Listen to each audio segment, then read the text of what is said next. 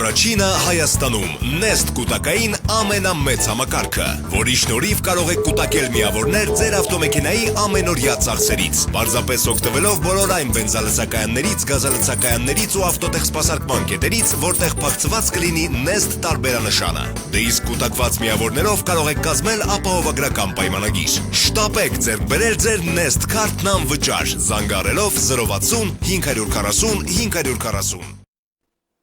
Բարև ձեզ բարեկամներ, ողջունում եմ մեր բոլոր ունկնդիրներին, սկսվել է աշխատանքային նոր շաբաթը, իհարկե այն իրավիճակը, որում այսօր մեզանից շատերը հայտնվել են, իսկապես շատ տխուր է եւ մենք ամեն կերպ փորձում ենք հաղթահարել բոլոր տեսակի դժվարությունները։ Այսօր այս եւ մի շարք այլ կարևոր հարցերի շուրջ զրուցելու ենք մի անձնավորության հետ, ով քաջատեղյակ է վերջին զարգացումներին։ Իսկ այսօր մեր տաղավարում մենք հյուրընկալել ենք Հայաստանի Հանրապետության Պաշտպանության նախկին փոխնախարար գեներալ լեյտենանտ Գագիկ Մելքոնյանին։ Բարև ձեզ, պարոն Մելքոնյան։ Բարև ձեզ։ Պարոն գեներալ, իսկապես շատ տխուր իրավիճակ է եւ հասկանում եք, որ մենք ոչ մի կերպ չենք կարողանում այսպես սթափվել այն ամենից, ինչը տեղի ունեցավ պատերազմի վերջին օրերին։ Իհարկե, այսօր ամենակարևոր հարցերի հարցը դա ռազմագերիների եւ զոհված տղաների դիակների վերադարձն է։ Ինչ է արվում այս առումով։ Հիմնականում ասեմ, որ Կարմիր խաչը զբաղվում է դրանով, բացի Կարմիր խաչից նաև հասարակական կազմակերպություններ կան, որ ներգրաված են այդ գործերում եւ հիմնականում պաշտպանության նախարարությունն է, որ պետք է զբաղվի այդ գերիների թե անհայտ կորածների հարցերով։ Հիմնականում ես ասում եմ մի երկու բան, որ 90 թվականների պատերազմի ժամանակ նույնպես առաջացան նմանատիպ հարցեր, քերիների եւ անհայտ կորածների հարցեր առաջացան այն ժամանակ։ Մենք քանի որ մենք սկզբից նահանջեցինք, հետո անցանք հակահարձակման, այս ժամանակ արդեն մենք մեր զոհված տղաներին արդեն կտանք բերեցինք, հողարկավորեցինք եւ ասենք այնտեղ շատ քիչ անհայտ կորածներ մնացին, շատ քիչ։ Իսկ հակառակորդի կողմից անհայտ կորածները շատ էին։ Եվ գերիներն էին շատ, եւ անհայտ կորածներ էին շատ։ Անհայտ կորածները ինչի համար էին շատ։ Քանի որ դեր պատերազմը ավարտվել էր, տասնյակ տարիներ էր անցել, նրանք նորից հարց էին բարձրացնում իրենց անհայտ կորածների համար։ Բայց անհայտ կորածները էսենց էր, երբ որ արդեն պատերազմը ավարտվել էր, այդ դիակները մնացել էին, ստիպված մենք հուղարկավորում էինք այդ դիակները եւ հարյուրավոր դիակներ էինք մենք հուղարկավորում, որպեսզի խուսափենք հետագա հիվանդություններից, համաճարակներից, մենք հուղարկավորում էինք։ Օրինակ իմ ուղղության վրա, որտեղ ես էի գտնում, 100 մարդ զբաղված էր մենակ դրանց հուղարկավորությամբ։ Ու այնտեղ հարյուրավոր դիակներ կային, հուղարկավորում էին, այդ ժամանակ գարնան կողմներ, ծմերերը, դիակները սառած էին, բայց ես մեր պատերազմում արդեն ամառ էր, դիակները շուտ էին շարքից դուրս գալիս, չի բացառվում, որ ադրբեջանցիները մեր տղաներին հուղարկավորել են, չի բացառվում, եթե մենք չենք գտնում, ուրեմն նշանակում է հուղարկավորված են դրանք։ Տեսեք մեր ուղղության վրա, երբ որ երրորդ օրը արդեն մենք այդ դիրքերը որ վերցրեցինք, նորից մոտ 30-35 դիակ մնաց այս կողմի վրա, մեր կողմի վրա մնաց։ Ստիպված, որպեսզի մենք խուսափեինք համաճարակներից, մենք դրանց Օմարի կողմ, չէ, Օմարի լեռնաշղթայում։ Այո, Օմարի լեռնաշղթայում իջեցրեցինք, բերեցինք դրանց, հուղարկավորեցինք, հանձնեցինք հողին, դրանց, չի բացառվում, որ իրենք էլ նմանատիպ բան արածելն են։ Իսկ ինչ վերաբերում է գերիների հետ կապնված, գերիներին իրանք տարել են, վաղ միսօր իրանք կսկսեն բազարներ անել, փողեր ուզել, ու նաև կլնեն մեր մոտից ստահակներ, որոնք դրանով կսկսեն փող աշխատել։ Կարմիր խաչից բացի գոյություն կունենա սև շուկա, որտեղ որ կսկսվի առևտուրը գերիներին։ Ես համոզված եմ, որ կլինի նմանատիպ դեպքեր, որովհետև անցած պատերազմում եղան այդպիսի այդպիսի դեպքեր, որ ասենք այստեղից գերիներին տանում էին Սադախլու վաճառում էին։ Այն վաղտ էլ արդեն հետի մեծ աղմուկ առաջացրեց, բան առաջացրեց, բայց տեղի ունեցան նմանատիպ բաներ։ Չի բացառվում նաև այս պատերազմում, որ բանը, որովհետև արդեն ես խոսակցություններ եմ լսել, թե մեկի ծնողին զանգել են, ասել են, այսքան փող պետք է բերեք, այս կարգի էլ, այսպես բաներ եմ լսել, դրա համար եմ ես ասում, որ այսպես բաներ էլ կարող է պատահել։ Չի բացառվում իսկապես։ Չի բացառվում, որովհետև արդեն անցած պատերազմում մենք տեսել ենք, որ չի բացառվի դա։ Այս պատերազմում էլ ես մտածում եմ չի բացառվի նմանատիպ գործարքներ։ Պարոն գեներալ, տեսեք, մեր զինվորականների ծնողները այսօր պահանջում են, որ այն տղաները, որոնք անցել են պատերազմի ովով, հիմա գտնվում են Արցախում ծառայության մեջ, ինչու նրանց արձակուրդ չի տրվում, չէ որ այդ տղաները դրա իրավունքը ունեն։ Ուրեմն պետք է մեր ծնողները լավ հասկանան, որ հիմի Արցախում նրանց փոխարինող է պետք, որպեսզի այդ դիրքերում մենք կանգնած ենք, հələ անհասկանալի է իմ այս վիճակը, ռուսական զորքը կանգնելու է այնտեղ, թե չի կանգնելու։ Հələ այս խնդիրները վերջնական լուծված չեն։ Եթե ասենք հիմի լուծված լինի, որ ռուսական զորքը փոխարինելու է մերոնց, այս ժամանակ խնդիրն ուրիշ է, իրանք կարող են այդ բանը կատարել, բայց քանի որ հələ հստակեցած չի այդ բանը, դրա համար հələ մեր տղաները մնալու են միջև արդեն փոխարինող կազմ լինի, որպեսզի տղաներին հանենք, բերենք, հանգստանան, այդ ստրեսից դուրս գան։ Դրա համար մենք առաջարկություն իմի պատրաստում ենք անենք, որ կամավորականները գոնե գնան փոխեն տղաներին, մեր զինվորներին փոխեն, զինվորները դուրս գան։ Դրա համար մեր կամավորականներ են պետք, որ մենք միշտ ասում ենք, թե կամավորականները բան են մոբ ռեզերվը հերթագրելա, չի տարե, սպասում են, որ կանչեն։ Այ հիմի այդ ում որ հերթագրել են, ովքեր որ ասում են մեզ հերթագրել են, չեն տարե,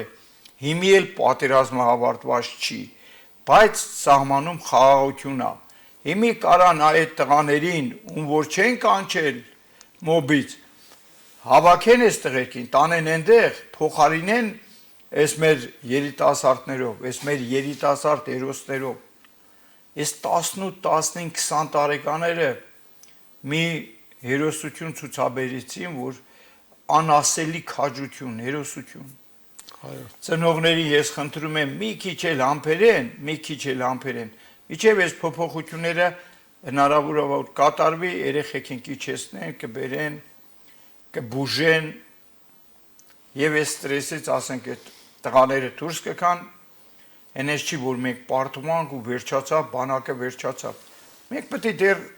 իմիկվանից սկսենք։ Մեր սկիզբը նոր է սկսում, նոր փոփոխություններով, նոր հերոսություններով, մենք պետք է բանակը պահենք։ Պարոն գեներալ,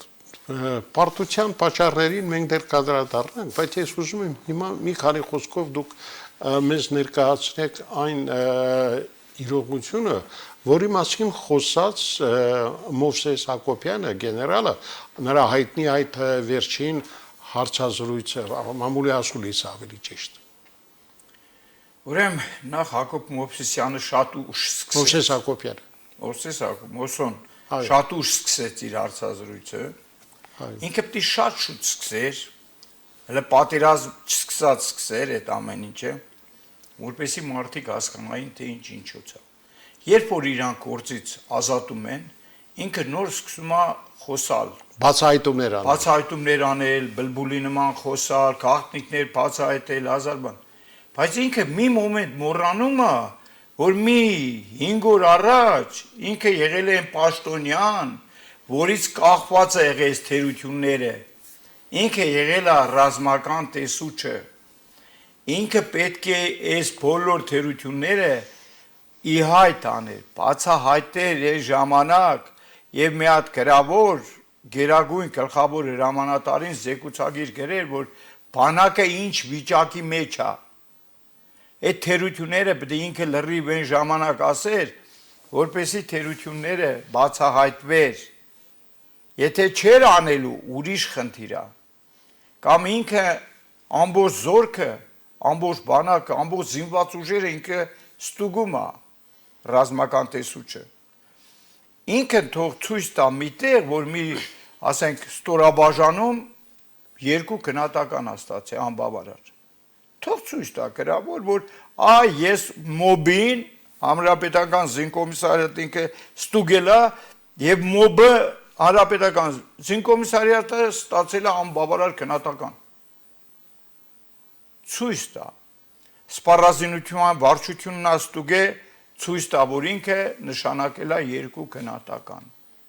Ու մնացած վարչությունները ինքն է ստուգում։ Խոմ ես չեմ ստուգում, ինքն է ստուգե, ինքը ունի կառույց, որով ստուգում է ամբողջ բանակը, ամբողջ զինված ուժերը։ Լավ կլներ, որ ինքը այն ժամանակ բարձրացներ այդ հարցերը։ Իսկ գործից հանում են, նոր սկսում են խոսալ, դառնում են բլբուլ, այդ ինչ չի։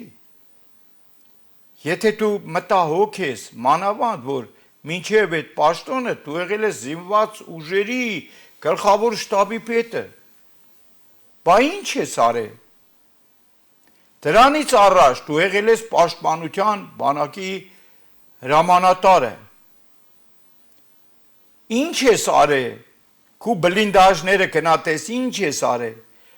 Քու առաջի գիծը ուրա, երկրորդ, երրորդ գիծը ուրա, պետք է լրիվ հողի տակլներ, լրիվ լներ բետոնապատ, որպեսի զինվորը ապահով լիներ, զինվորի կյանքը անվտանգ լիներ։ Ինչ եք արել, մի հատ ցույց տվեք այս ժողովրդին, որ դու ասում եք այդ, մի հատ է ձեր արածները ցույց տվեք, ինչ եք արել, առաջի գիծ ունեցել ես։ Ապրիլյան դեպքերին առաջի գիծը հանեցին օդ։ Ինչ արեցիք։ Ու ես համոզված եմ, որ մեծ գումարներ տրվեց այդ պաշտպանական շրջանների վրա, որպեսզի առաջի, երկրորդ, երրորդ գծեր լինեն։ Կա այդ գծերը։ Հողի տակ սարքած են բլինդաժները բետոնյա։ Այս ամեն ինչի պատասխանը թող ինքը տա։ Մի օր վերցնի հարցազրույց, առողջություն։ Հարցազրույց տա, ասի, ես իմ նախարար ժամանակ պաշտպանության բանակի, ես գործողություններ եմ կատարել, 3 գիծ ունեմ, որ ասենք 3 գիծն էլ բետոնապատ, դոտերով, դզոտներով, ամեն ինչով կա։ Թող ցույց տա։ Ասելը, փողոքելը, բանը, հետի ձև չի։ Այն դեպքում, որ դու ես եղել դրա անողը, որ պետք է անեիր։ Պատասխանատուն։ Պատասխանատուն, քո վրա է այդ պատասխանատվությունը, չէ՞։ Այսպես մեղավորներ ճարելով, այսպես չի լինի։ Մենք պետք է փոխենք այս տակտիկան։ Ոչ թե քեզ անեն, նոր դու սկսես բողոքել, բան անել, ոչ։ Երբ որ դու աշխատում էիր, այն աշխատած ժամանակ պետք է բողոքեիր, թեկուզ քեզի պաշտոնից հեռացնեին։ Թող այդ ժամանակ ասեիր, որ ընկերներ, էսա պետք մեզի։ Ապրիլյան դեպքերից հետո մենք տեսանք, որ այդ բեսպիլոտնիկներն առաջ անգամ մենք տեսանք այդ ժամանակ, թե ինչ արեցին բեսպիլոտնիկները, չէ՞։ Ինչ արեցինք։ Դու պաշտպանության բանակի հրամանատար էիր, հետո եկար գլխավոր շտաբի պետ։ Ինչ արեցիք։ Հակաօդային պաշտպանության ինչ ծեվի համակարգեր առակ։ Ինչ անեք, հարց բարձրացնեիր։ Այն ժամանակ պետք է հարց բարձրացնեիք, ասեք, Հակաօթային պաշտպանության համակարգեր են մեզ պետք, արդիական, ժամանակակից։ Հիմի մենք տեսանք, որ օդը ազատ էր, անպաշտպան էր օդը։ Երբ որ մի անգամ բանի Արցախի նախագահան ասեց բաները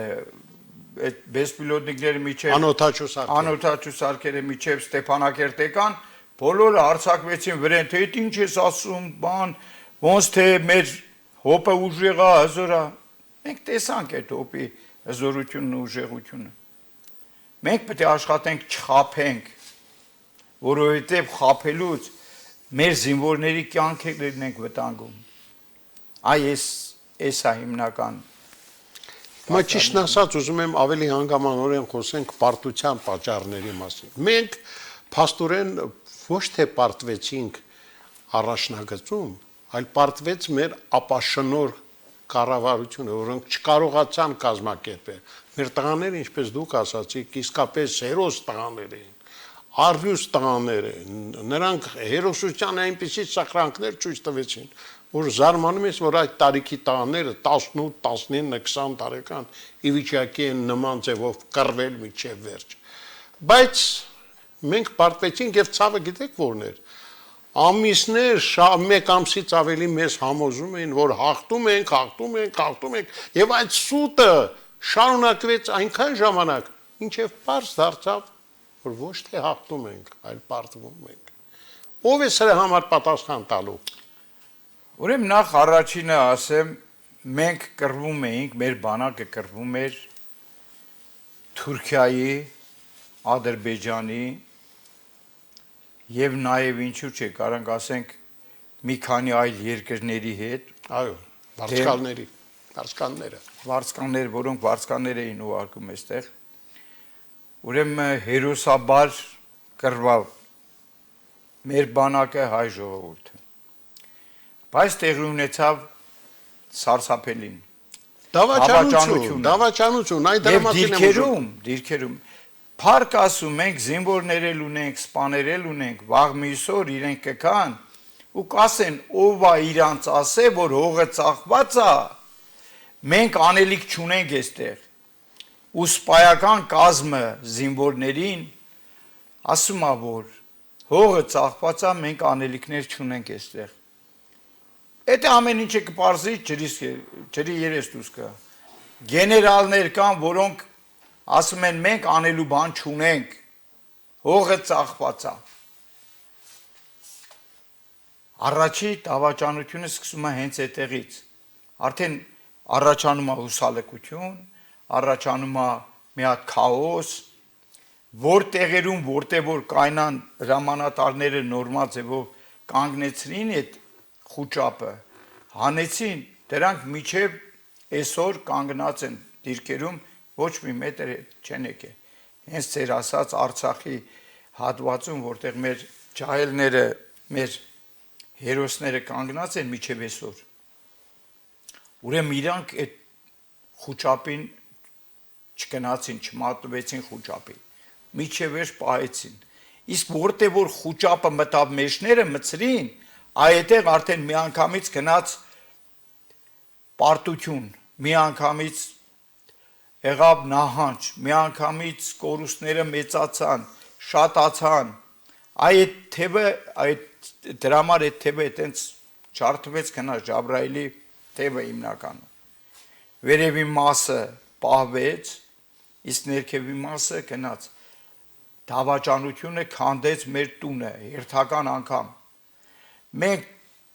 դարերով ունեցել ենք Մելիք Ֆրանգյուլ, ունեցել ենք Տերավետիս,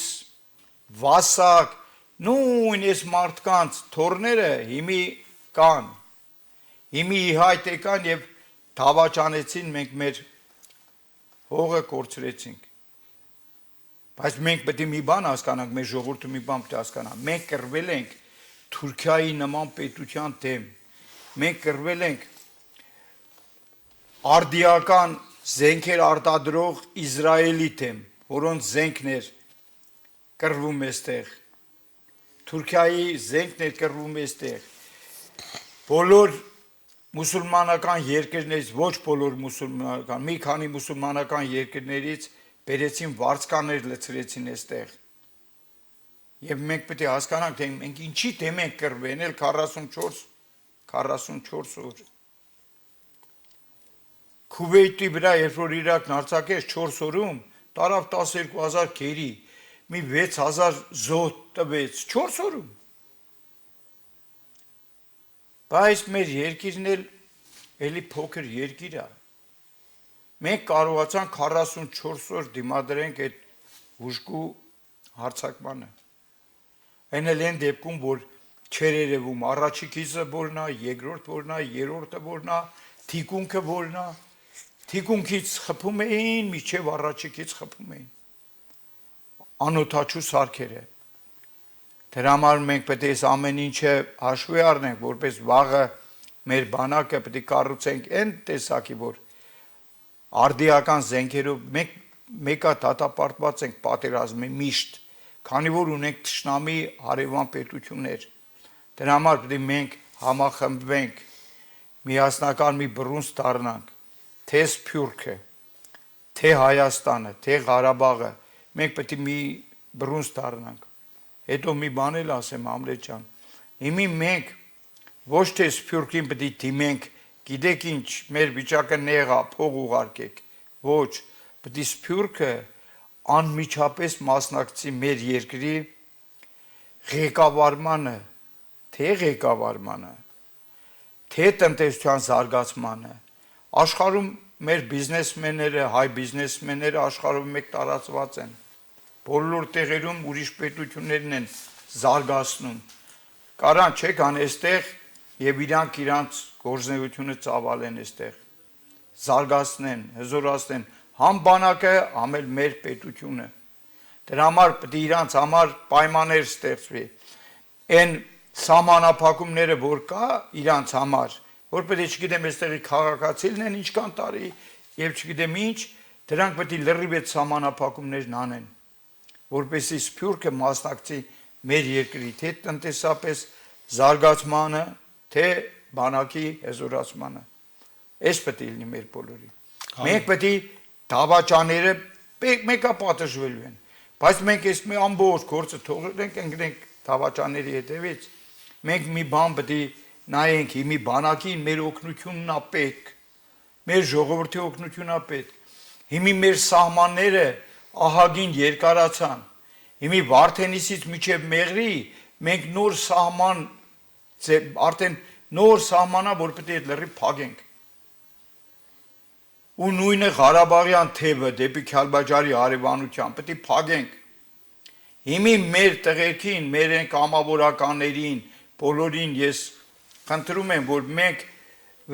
կարողանանք մի 2-3 ամիս մենք փակենք սահմանները,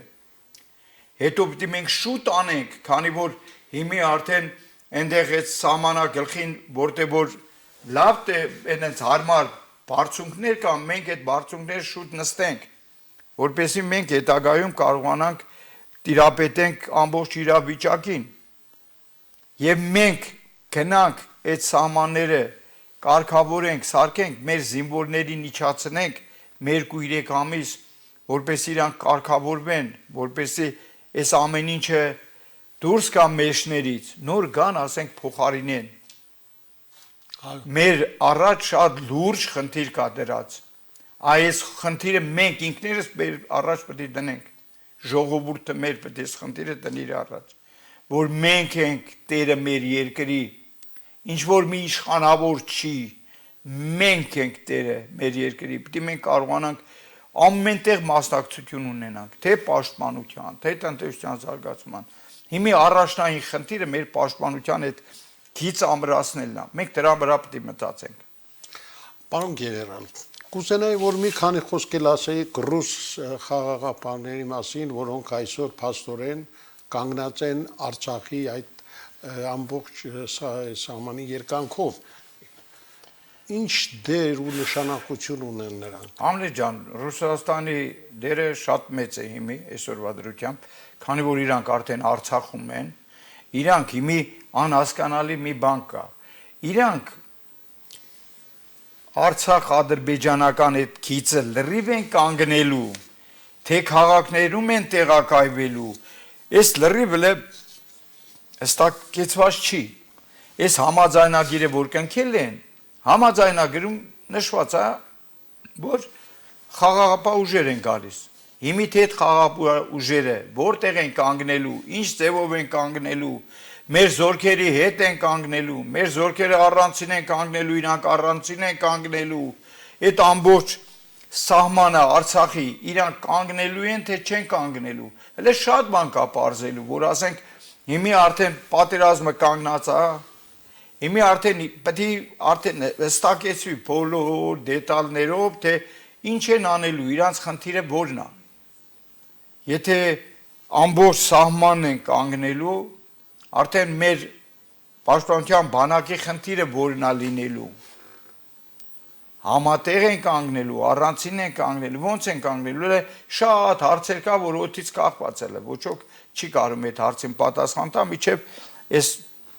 բաները, այս հաջորդ քայլերը չլինեն։ Ասենք հիմի Մոսկվայա գնում մեր կառավարությունից մարդիկ են գնում Մոսկվա, կարող է այդտեղ պայմանավորվածություն ձեռք բերեն, թե եռակողմ պետք է լինի այդ համաձայնությունները։ Հեսա ամեն ինչ էլ օդի մեջ կախված է, շատ բաներ կա կախված։ Թե Ղարաբաղի ստատուսի վիճակը, թե մնացած ամեն ինչ էլ օդի մեջ կախված է։ Որը պետք է սպասենք տնանք ոնց է լինելու։ Բոլորն էլ արդեն պետք է պայմանավորվածություն ձեռք բերվի ամեն ինչի շուրջ։ Մեր ընդդիմադիր ուժերը, հատկապես ազգային ժողովի ընդդիմադիր ֆրակցիաները պահանջում են, որպեսզի Հայաստանում վերացվի ռազմական դրությունը։ Համամիտ եք դրա հետ։ Ուրեմն նախ մի հատ բան ասեմ, ուրեմն պատերազմը նոր էր սկսվել, երևի 3-4 կամ 5 օր էր սկսվել, երբ որ վարչապետը մտավ ազգային ժողով, ասեց մեր վիճակը էսենց է, կամ պետք է ընդունենք Լավրովի ծրագիրը 5 գումարած 2, կամ էլ պետք է պատերազմենք։ Բոլոր ուժերը, այդ 3 խմբակցությունը մի անգամից կոռացին պատերազմ։ Բոլորը կոչ արին պատերազմի, որ գնում ենք պատերազմ, ինչ հոսի չել, ինչ բան։ Հիմի այդ նույն խմբակցությունները արդեն մեղքը գցում են հիմնականում իշխանությունների վրա։ Իրանք երբեք չեն ասում, այ էսենց բան եղե, որ մենք էլ ենք պատերազմ ցանկացել։ Ուրեմն մեղքի բաժին ունեն նաև իրենք։ Թող այդ ժամանակ կանգնեին, ասեն մեր տղաները թող չզոհվեն, դադարեցնենք պատերազմը։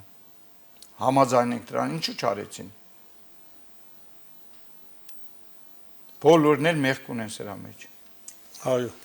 Մենք բոլորս մեղք ունենք։ Մենք բոլորս ամեն մեկս մեր մեղքի բաժին ունի։ Մեկը շատ, մեկը քիչ։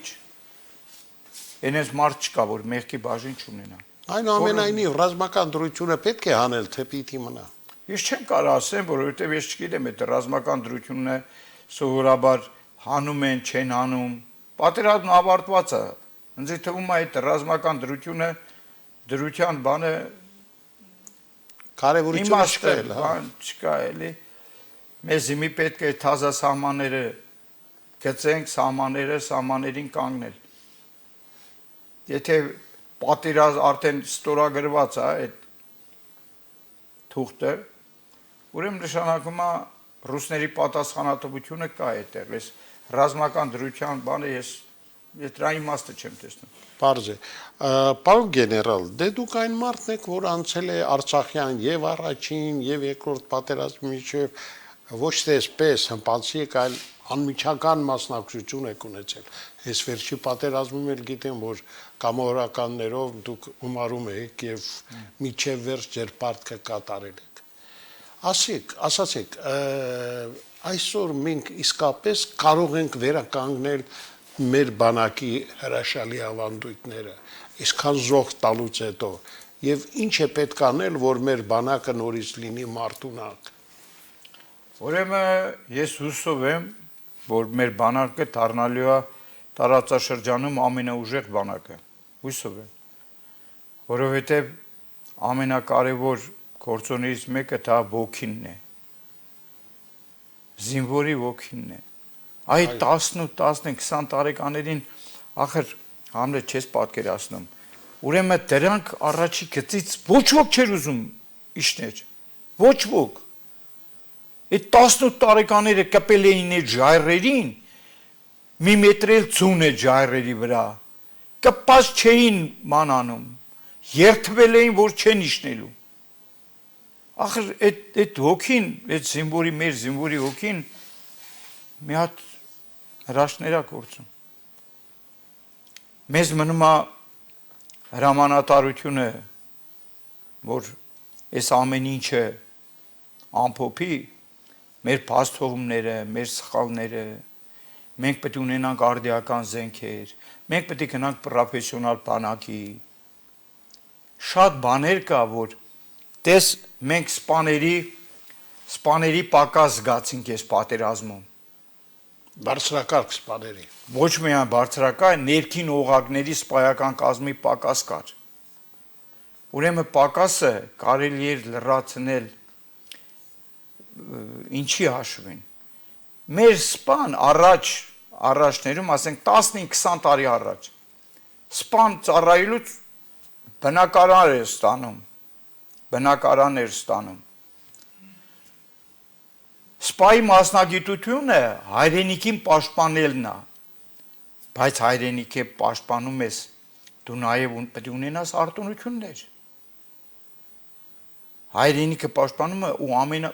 րոպե կարա ինքը զոհվի։ Դրա համար սպան պետք է ունենա արտոնություններ, պետք է ծրի բնակարան ստանա եւ մնացած ամեն ինչը զինվորը այդ սպան պետք է առավել լինի հասարակության մյուս անդամներից։ Բայց մեր մոտ չկա։ Ուրեմն մեր դատախազներ, զինվորական դատախազներից մեկի հետ զրուցում եմ մի 10 տարի առաջ։ Ասում եմ, գիտես, այս տարի ես 160 սպա եմ դատել։ Ծափ եմ տալիս, ասում եմ, ապրիս։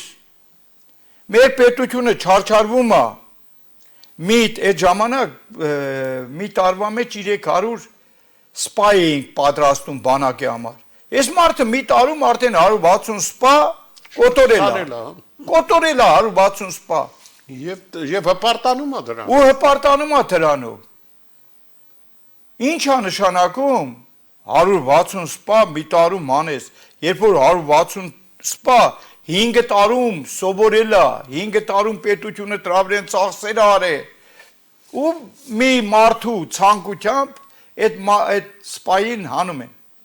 Սպաները դուրս են գալիս բանակից, որովհետև իրանց չեն տենում, ապագա չկա։ Առաջ լեկար, առաջ Վազգեն Սարգսյան, ուրեմն 350 ընդունելու 350 կուրսանտ ընդունելու համար մինչև 2500 մարդ էր դիմում։ Իսկ հիմա լտես քանի օք են դիմում։ Որովհետև չկա